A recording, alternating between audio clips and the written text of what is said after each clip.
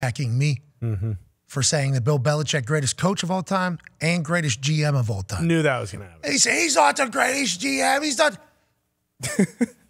Do you see the photo with all his fucking rings on? Let's say he wasn't the coach. He was the GM of those teams. So, yeah, any other GM in that spot during that run would be considered greatest GM of all time. So if it's the same motherfucker that's also coaching, both titles deserve to be, Yeah. Now his draft, this one, yeah. If that was just a GM doing that picture right, put another face on that fucking photo right there. Put Brandon Bean's face on that photo right there. You go, Brandon Bean, greatest GM. Look at the fucking, there's the outcome. We're in a results-driven business. Yes. And that is the result of him being general manager over a 18, 20-year period. Like, yeah, that's the greatest GM of all time. His draft picks are terrible. His free agent. Okay, do you see what the fuck he has accomplished as the general manager of the New England Patriots? I almost responded.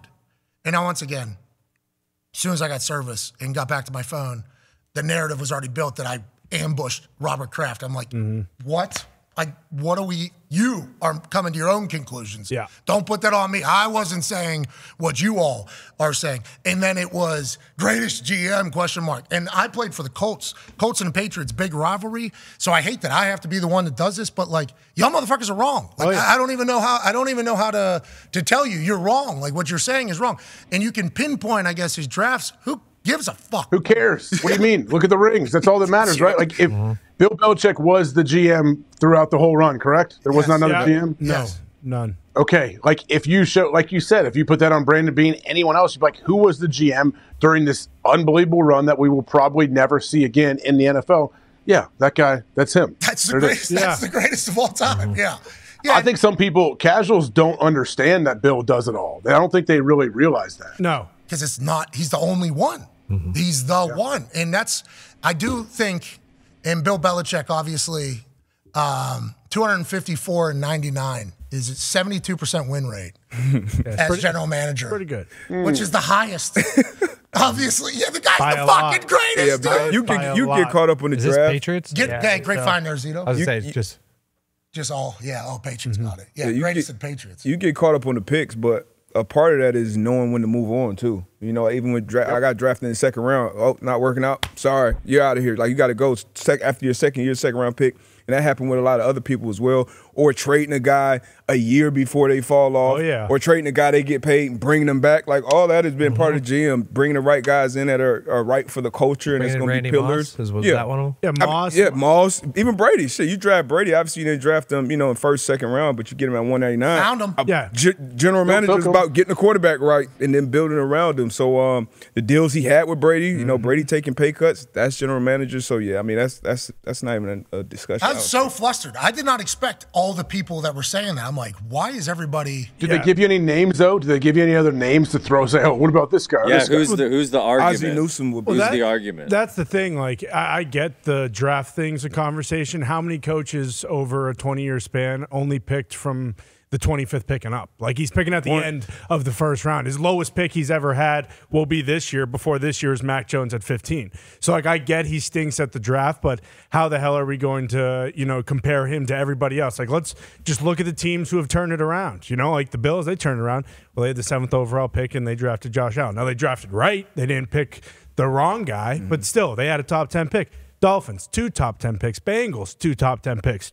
Go to the Lions. They've had 2, 3 top 10 picks over the last 5 years. So, like, I get that Bill isn't a good drafter. Colts got Luck at 1 and then Anthony Richardson at 4. Bingo. Yeah. And when do they get Peyton? 1. Okay. So, I do agree that his draft resume isn't up to snuff, if you will. But if you were to look at the average draft position for Bill Belichick versus a Veach versus a Bean. Bill Polian. He built up the Panthers, right? Yeah. Built up the Colts. That's right. I think he would be in the conversation. Yeah, but again. And once again, he's not coaching. No. He's just doing drafting. And what picks did he like? Did he have Cam with the number 1 pick? Was that Polian? Like, did he have Andrew with the No, he was.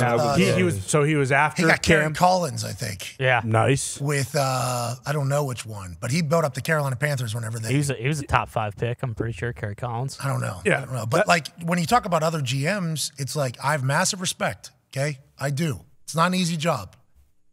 This motherfucker was doing your job and another incredibly hard job, and he won the most amount of Super Bowls in a time. Like, What are we talking If about? anyone's, talking if about? anyone's saying it's purely recency bias, because even the drafting stuff, like you go back and dig a little further in his drafts, he was hitting home runs. He had like Vince Wilfork, and even if he had guys, he'd get like Stephen Seymour. Ridley or Shane Vereen or guys who weren't like big names but played important roles for the Patriots for years. Like those were home runs too in that sense. Which once again leads me to say to Robert Kraft, I do not envy your position At all. 1 year left on his deal.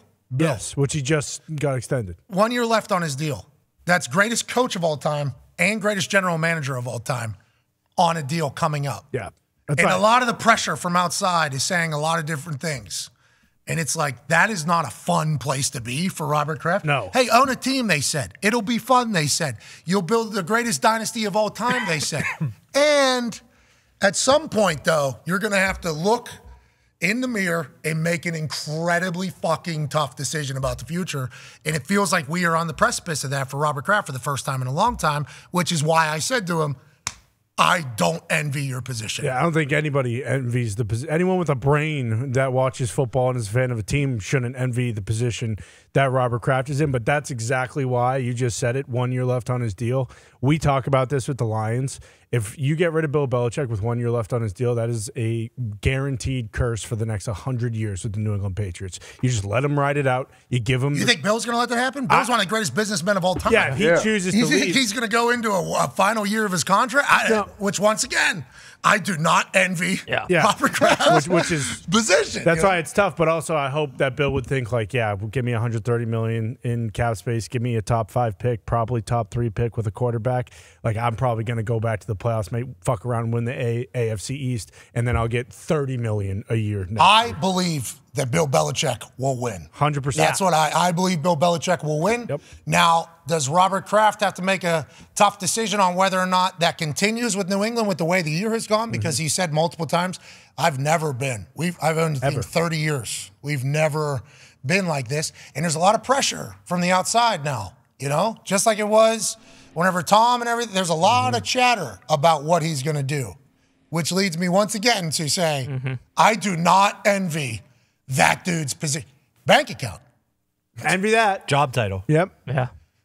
Job title. His Air Force game. Car collection. Yep. Shoe collection. Yep. His boys. Sweet boys. Sweet boys, Jonathan. Oh, and yeah, his boys and his boys. Oh, Ruben. Yeah, Meek Mill. Mill. Oh, he's at that all white party, right? Yeah, him and Rick Ross. OBJ, Justin Yeah. Bieber. The baby. People also just have no idea being a head coach at the top of your game and then being a GM. Like I think you look at his only other contemporary in like professional sports is Phil Jackson, and like no one talks like when he went to the Knicks after he was done with the Bulls and the Lakers, like he got a bunch of say in like the GM, and he fucking sucked.